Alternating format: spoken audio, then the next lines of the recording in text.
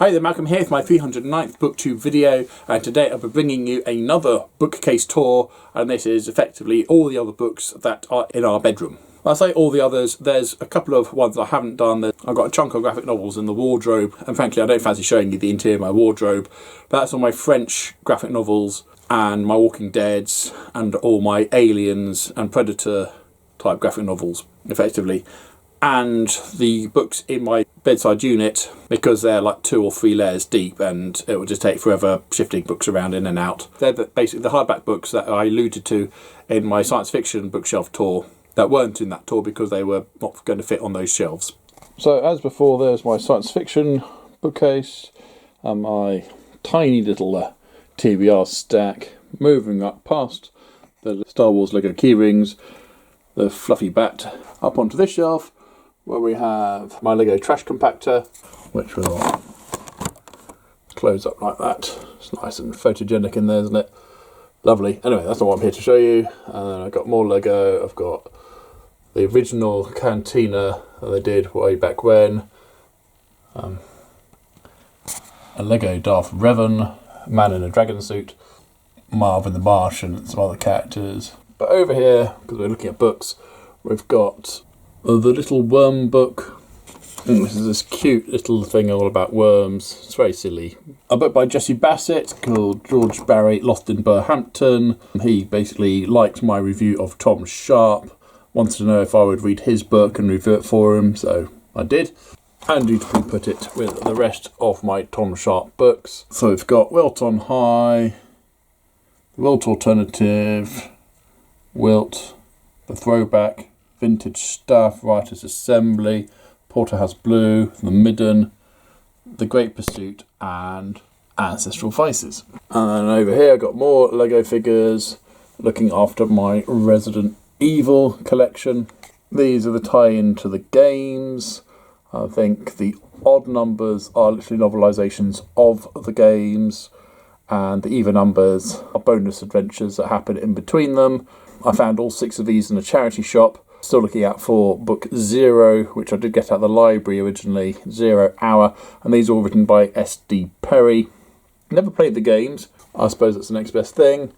And then moving further up onto the next shelf, I have to stand on the bed to show you, particularly, is my Aliens and Predator collection.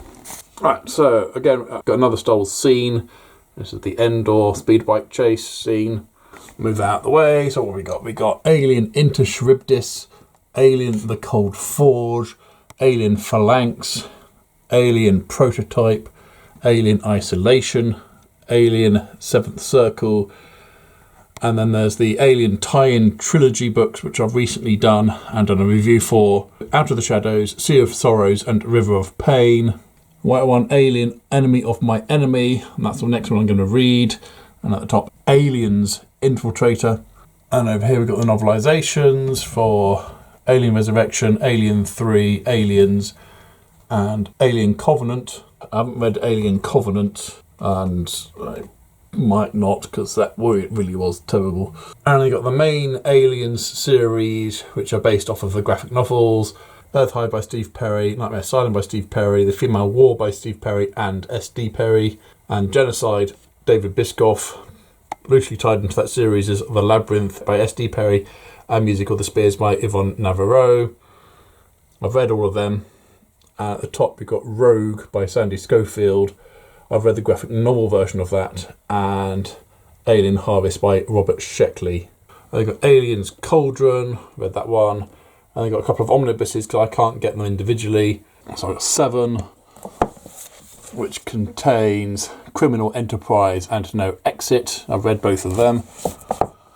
And volume 5 containing Original Sin and DNA War. I've not read either of those yet.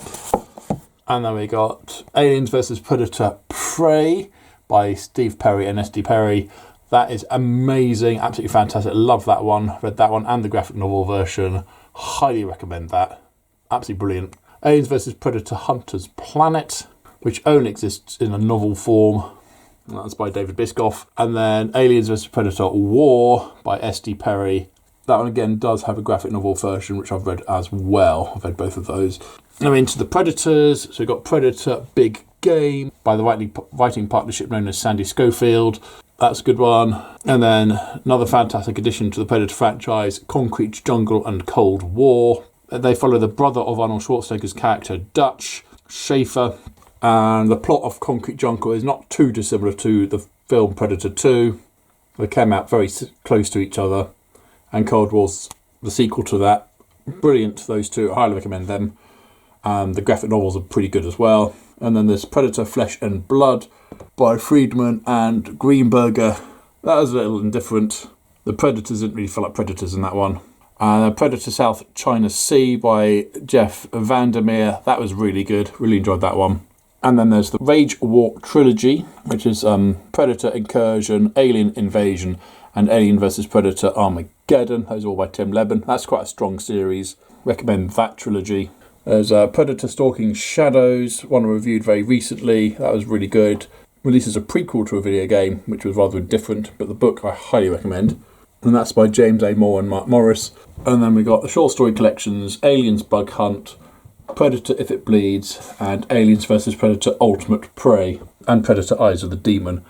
I've done videos for all 4 of those, so I'll leave a link to all of that down below. Although the Bug Hunt one I did review along with If It Bleeds. And then if we quickly pan across the top of the room, doodly-doodly-doodly-doo, we then have above the door my movie novelisation collection. So we've got The Abyss, The Black Hole, Back to the Future Part 2, Back to the Future Part 3, The Cabin in the Woods, The Dark Crystal, Ghostbusters 2, The Golden Child, Demolition Man, Independence Day, and technically not a novelisation, but the direct sequel to the original film of what happens straight after. It was alright. Indiana Jones and the Kingdom of the Crystal Skull, and because we know where to put them, we've also got other books in the Indiana Jones franchise. We've got Indiana Jones and the White Witch and Indiana Jones and the Secret of the Sphinx. White Witch was absolutely garbage. Secret of the Sphinx was pretty good. Not so much a novelisation, but the book the film is based off, Madame Doubtfire. This was gifted to me.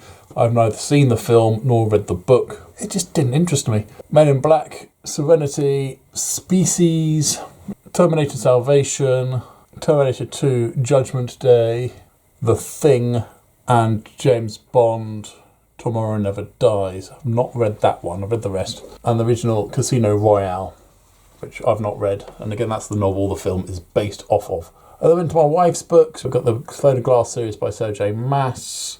And we go around, we've got Legends short story collection. This is a pretty good one. This gives you a nice little feeler for Terry Pratchett, Anne McCaffrey, George R. R. Martin, Tad Williams, and Robert Jordan, each from their respective worlds. Great stuff. I've got Jason Cosmo by Dan McGirt. Not read this yet. Mostly picked up because of the amazing cover. Must try and get around to reading it at some point. I've got the Earthsea Trilogy, as it was the time of publishing. I've read this, but not anything since then, by Ursula Le Guin. And we've got Robert Rankin, The Dance of the Voodoo Handbag, which I've also not read yet. My wife started The Wheel of Time with book 1, The Eye of the World.